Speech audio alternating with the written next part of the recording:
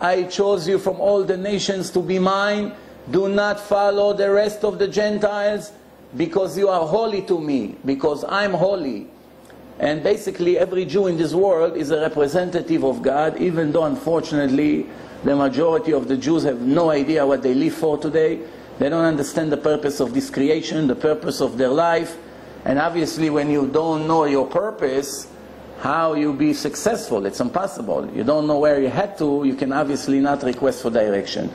So the Torah said that God said, I have the Shabbat. It's in my treasure. It's a special gift.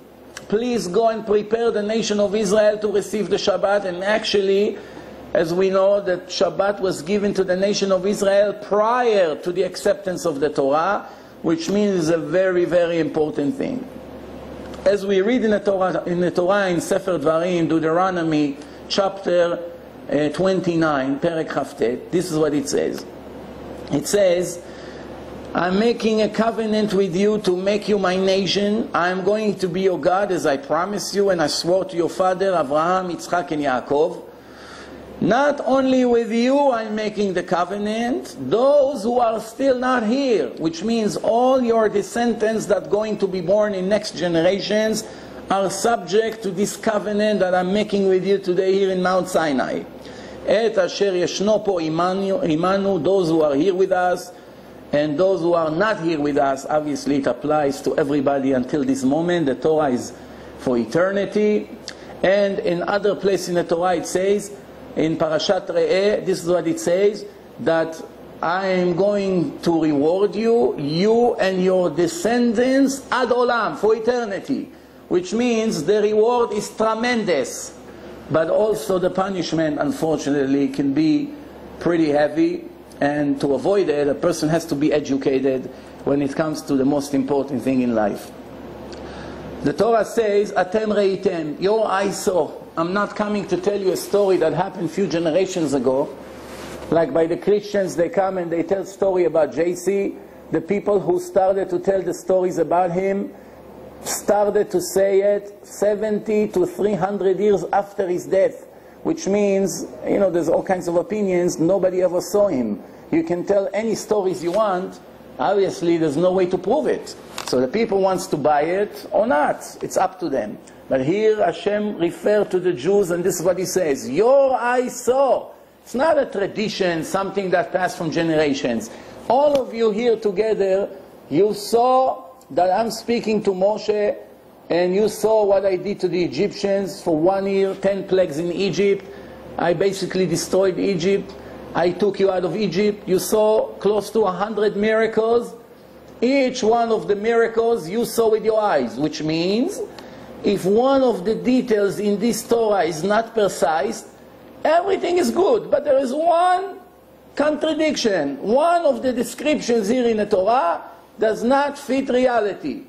It means that, God forbid, there is a mistake in a divine book, which actually would bring us into a very big doubt if God really gave it or not. Once there is a mistake in a book that claimed to be the work of God, how can we rely on the rest of it?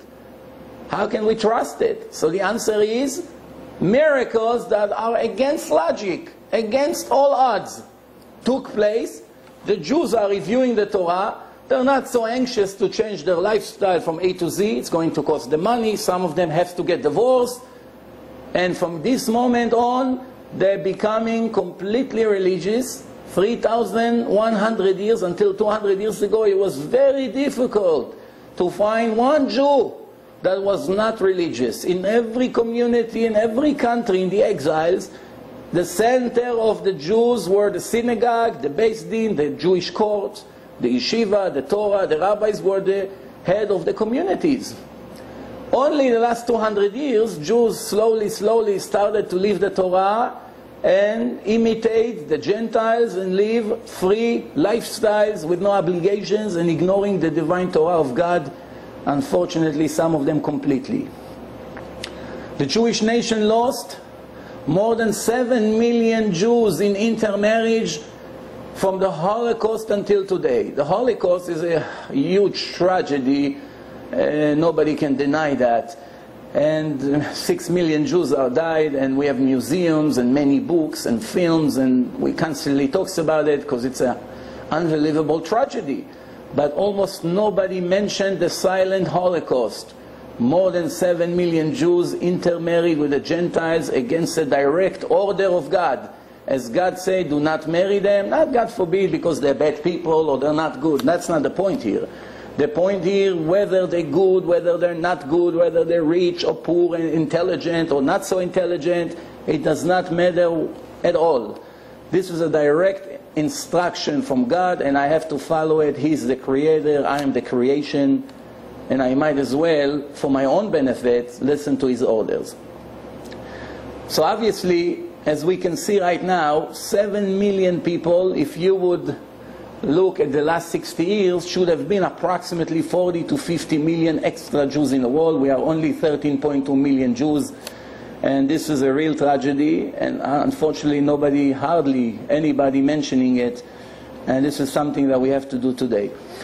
As we move on, the Torah says, I spoke to you from heaven, you saw everything I did to Egypt, and I'm giving you this covenant, an eternal covenant between me and you. The word Shabbat in Hebrew, it's 3 letters, Shin Bet Taf. Very interesting that Shin Bet Taf, it's abbreviation of Shabbat, Brit, and Tefillin. Shin, Shabbat, Bet, Brit, Taf, Tefillin. 3 mitzvot out of 613 mitzvot are special, unique. What makes them unique? They are the only mitzvot that the Torah mentions as an ot. Ot means in Hebrew a sign, an agreement, a covenant. This is a sign between me and you that we made that agreement. Shabbat, it says, Ot I beni uvenechem. It's a sign between me and you to know that I created the world in 6 days and in the 7th day I rested. Brit, circumcision, it should be a sign in the orla of every baby, in your body, a covenant inside the body. What is it? Circumcision. Vaya leot bebesar orlatchem. That's what the Torah says. And tefillin, we put it on the hand and on the head, the hand towards the heart. We dedicate the heart and the brain into God's mission here. And what is it? The heart is the source of the evil inclination, the Yetzer Hara, and the brain is where the soul is. So we dedicate the heart and the soul to follow God's instructions. Tefillin, it says, Vaya leot al yadecha. Ot mentioned 3 times in the Torah. Ot for tefillin, ot for brit, ot for Shabbat. All together, abbreviation, Shin Bet Taf Shabbat, which is the main covenant. This is what the Torah has to say in Genesis chapter 2. Vayechulu hashamayim ve'haaretz v'chol tzeva'am. Heaven and earth rested. Vayechal Elokim bayom hashvi melachto asher asah. And Hashem strike from all His creation that He made in the 6 days, and He rested in the 7th day from everything He's created. Vayevarech Elokim et yom hashvi. And then God blessed the 7th day, vayikadesh oto, and He sanctified it, ki vo shavat mikol melachto asher bara Elokim la'asot, because He made it a spiritual day. He rested from everything He created. And the concept of Shabbat is God comes to His children, the nation of Israel, and say, I want you to be like me. I am holy. I made everything in 6 days, and in the 7th day I rested. It's a special spiritual day. And I want you to rest on the 7th day, not physically necessarily. This is a combination of many things, Shabbat, as we're going to mention soon. And if you're going to keep the 7th day to make it holy and spiritual, that means you are fulfilling your obligation to me, you're fulfilling your share of the agreement. It's an eternal covenant. As we continue, Sefer Shmot, Exodus chapter 20, this is what the Torah says, Zachor et yom ha-Shabbat lekodsho. Remember the Sabbath to sanctify it.